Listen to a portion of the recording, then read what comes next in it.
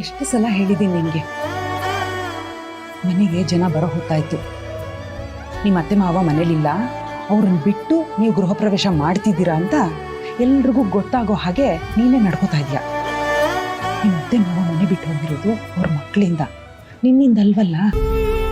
ಅಮ್ಮ, ಅವ್ರು ಯಾವತ್ತೂ ನನ್ನನ್ನು ಸೊಸೆ ಥರ ನಡೆಸ್ಕೊಂಡಿಲ್ಲ ಅಮ್ಮ. ನನ್ನನ್ನು ಮಗಳ ಥರ ನೋಡ್ಕೊಂಡಿದ್ದಾರೆ. ಪಾಪ ನಮ್ಮ ಮಾವ ಒಂದು ದಿನನೂ ಅಹಂಕಾರದಿಂದ ನನ್ನ ಹತ್ರ ಯಾವ ಕೆಲಸನೂ ಮಾಡಿಸ್ಕೊಂಡಿಲ್ಲ ಗೊತ್ತಾ. ಯಾವತ್ತೂ ತನ್ನ ಮಾವ ಅನ್ನೋ ದರ್ಪ ತೋರಿಸ್ಲಿಲ್ಲ. ನಮ್ಮತ್ತೆ ನಾನು ಏನೇ ತಪ್ಪು ಮಾಡಿದ್ರು ಸಮಾಧಾನದಿಂದ ನನ್ನನ್ನು ತಿದ್ದೋರು. ಒಂದು ದಿನನೂ ಗರ್ವ ತೋರಿಸಿಲ್ಲ.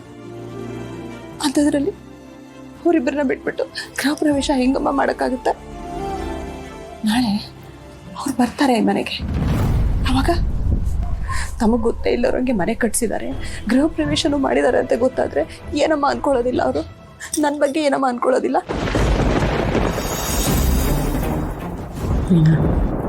ಈಗ ನೀನೇ ಹೇಳ್ದಾಗೆ ನಿಮ್ಮ ಅತ್ತೆ ಮಾವ ಒಳ್ಳೆಯವರು ತಾನೆ.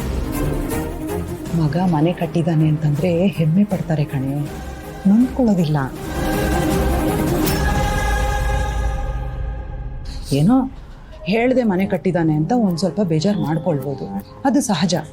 ಆದರೆ ನಿಮಗೆ ಕೆಟ್ಟದಾಗ್ಲಿ ಅಂತ ಅವ್ರು ಯಾವತ್ತೂ ಬಯಸಲ್ಲ.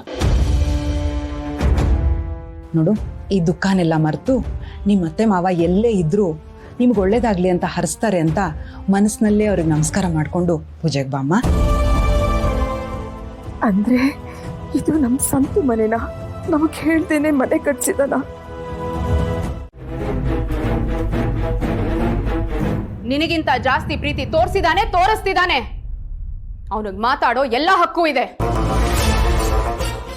ಅಕ್ಕ, ಅದು ಏನೇ ಇದ್ರು ಪೂಜೆ ಆದ್ಮೇಲೆ ಮಾತಾಡೋಣ. ಅದು ಎಲ್ಲರೂ ಇದ್ದಾರೆ, ಎಲ್ಲರೂ ಮುಂದೆ ಹೀಗೆ ಮಾತಾಡಿದ್ರೆ ಅವಮಾನ ಆಗುತ್ತಲ್ವ? ಹೋ, ಅವಮಾನ? ನಮ್ಮಪ್ಪ ಅಮ್ಮಂಗೆ ಈ ತರ ಅವಮಾನ ಆಗ್ತಿರುವಾಗ ನೀನ್ ಎಲ್ಲೋ ಇದ್ದೆ? ಯಾಕೆ ಬಾಯಿ ಮುಚ್ಕೊಂಡು ಕೂತಿದ್ದೆ? ಈಗ ಅಪ್ಪ ಅಮ್ಮ ಇಲ್ಲ ಅಂತ ಗೊತ್ತಿದ್ರೂನು ಇಲ್ಲಿಗೆ ಬಂದಿದ್ಯಲ್ಲ, ನಿನಗೂ ಇದೇ ಬೇಕಿತ್ತು ಅನಿಸ್ತಿದೆ? ಅಯ್ಯೋ ಹಾಗಲ್ಲ. ಏನೋ ಹಾಗಲ್ಲ. ಅಪ್ಪ ಅಮ್ಮ ಎಲ್ಲಿದ್ದಾರೆ, ಹೇಗಿದ್ದಾರೆ, ಅವ್ರನ್ನ ಹುಡುಕ್ಬೇಕು ಅಂತಾನು ಅನ್ಸ್ಲಿಲ್ವಾ ನಿನಗೆ? ಅಕ್ಕ ಪ್ಲೀಸ್ ಕೇಳಬೇಕಾದ್ರೆ ಅಪ್ಪ ಅಮ್ಮನ್ನ ಎಲ್ಲ ಕಡೆ ಹುಡುಕ್ದೆ, ಎಲ್ಲೂ ಸಿಗಲಿಲ್ಲ, ನಾನೇನ್ ಮಾಡ್ಲಿ? ಏ ಹರೀಶ, ಸುಮ್ಮನೆ ಇರೋ. ಇವಳ ಹತ್ರ ಎಲ್ಲ ಹೇಳ್ಕೊಂಡು ಕೂತ್ಕೊಳಕ್ಕಾಗಲ್ಲ. ನೋಡು ಭಾವನಾ, ನಾನು ಕರೀದೆ, ನೀನು ಇಲ್ಲಿಗೆ ಬಂದಿದ್ಯಾ ಅಂದಮೇಲೆ ಊಟ ಮಾಡಿಕೊಂಡು ಸುಮ್ಮನೆ ಹೋಗ್ತಾ ಇರು. ಇಷ್ಟೆಲ್ಲ ಆದ್ಮೇಲೂ ನೀನು ಮಾತಾಡ್ಬೇಕು ಅಂತಿದ್ರೆ ಪೂಜೆ ಮುಗಿಸ್ತೀನಿ, ಆಮೇಲೆ ಬಂದು ಮಾತಾಡ್ತೀನಿ. ಅಲ್ಲಿವರೆಗೂ ಹೊರಗಡೆ ಇರು. ಓ, ಮನೆಯಿಂದ ಎಲ್ರನ್ನೂ ಹೊರಗೆ ಹಾಕೋದನ್ನೇ ಕೆಲಸ ಮಾಡ್ಕೊಂಡಿದ್ಯಾ ಅನ್ಸುತ್ತೆ. ನೋಡು, ನೀನು ಅಪ್ಪ ಅಮ್ಮನ್ನ ಮನೆಯಿಂದ ಹೊರಗೆ ಹಾಕಿರಬಹುದು, ಆದ್ರೆ ನನ್ನನ್ನ ಹೊರಗೆ ಹಾಕಕ್ ಆಗಲ್ಲ. ನನಗ ಅಪ್ಪ ಅಮ್ಮ ಬೇಕು ಅಷ್ಟೇ.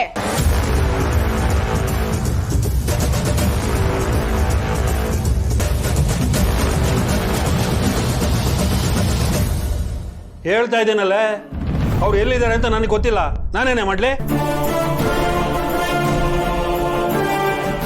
ಅಷ್ಟೊಂದು ಕಾಳಜಿ ಇದ್ರೆ ನೀನು ಹೋಗಿ ಹುಡ್ಕೋ. ಇಲ್ಲಿಗೆ ಬಂದು ದೊಡ್ಡ ಬಿಲ್ಡಪ್ ಕೊಡ್ತಿದ್ದಾಳೆ ಇಲ್ಲಿ.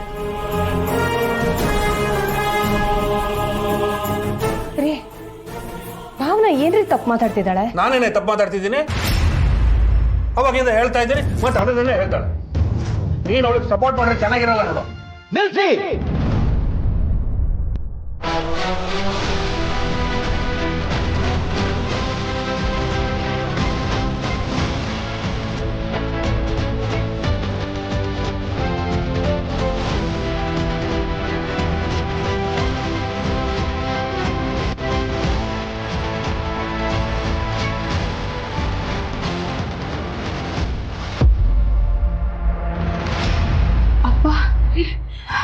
ಭಾವನಾ,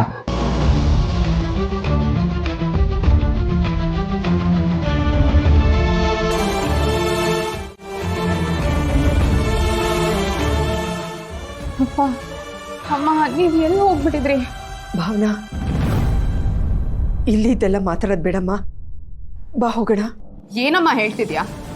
ನಿಮಗಿಷ್ಟೆಲ್ಲ ಅವಮಾನ ಮಾಡಿರೋ ಈ ಸಂತು ಅಣ್ಣನ ನಾನ್ ಸುಮ್ನೆ ಬಿಡ್ಬೇಕಾ? ನೋಡು ಮಗಳೇ, ನಮ್ಮ ಮಾತಿಗೆ ಎಲ್ಲಿ ಮರ್ಯಾದೆ ಇರಲ್ವೋ ಅಲ್ಲಿ ನಾವು ಮಾತಾಡಿದ್ರೆ ನಮ್ಮ ಮರ್ಯಾದೆ ಕಮ್ಮಿ ಆಗುತ್ತೆ. ಕಷ್ಟಪಟ್ಟು ಮನೆ ಕಟ್ಟಿದ್ದಾನೆ, ಅವನ ಸಂತೋಷನ ನಾವು ಹಾಳು ಮಾಡೋದು ಬೇಡ.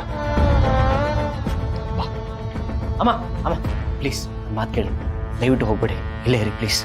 ಯಾಕಪ್ಪ ಈಗ ಮಾಡಿರೋ ಅವಮಾನ ಸಾಲ್ದ? ಈಗ ಎಲ್ರ ಮುಂದೆ ಅವಮಾನ.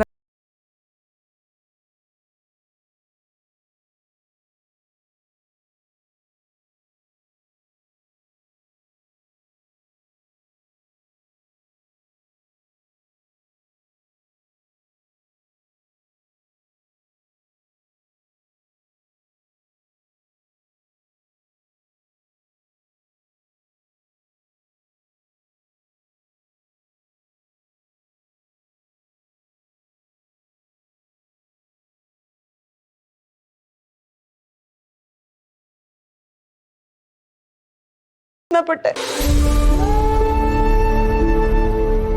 ಆದ್ರೆ ಅದನ್ನೆಲ್ಲ ಮಾತಾಡೋ ಪರಿಸ್ಥಿತಿ ವಾತಾವರಣ ಮನೇಲಿ ಇರ್ಲಿಲ್ಲ. ನಾನ್ ಹೇಳ್ಬಿಟ್ರೆ ಮತ್ತೆ ಎಲ್ಲಿ ಇವರು ಇಲ್ಲಿರೋ ರಾದ್ಧಾಂತ ಮಾಡ್ತಾರೇನೋ ಅಂತ ನಾನು ಹೇಳಿಲ್ಲ ಅತ್ತೆ.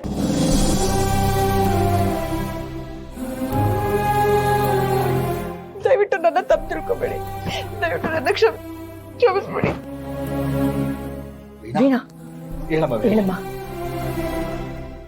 ನಿಂದೇನು ತಪ್ಪಿಲ್ಲಮ್ಮ. ನೀನ್ ಎಂತೋಳು ಅಂತ ನನಗ್ ಗೊತ್ತಿಲ್ವಾ? ಎತ್ತೋರ್ ಮಾತನ್ನೇ ಕೇಳಲ್ಲ ಅವನು. ನಿನ್ ಮಾತಿಗೆ ಬೆಲೆ ಕೊಡ್ತಾನ. ನಿಂದೇನು ತಪ್ಪಿಲ್ಲಮ್ಮ.